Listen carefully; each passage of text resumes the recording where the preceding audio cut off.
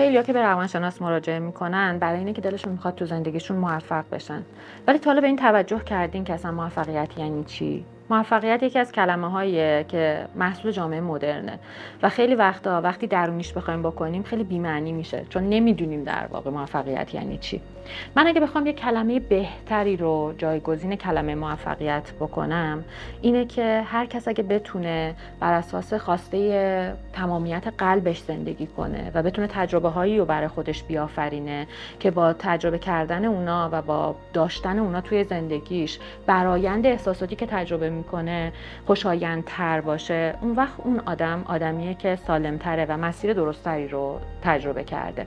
پس فکر میکنم به این فکر کن که تو چقدر از کلمه موفقیت توی زندگیت، توی دیالوگ با خودت و توی دیالوگ با دیگران استفاده میکنی.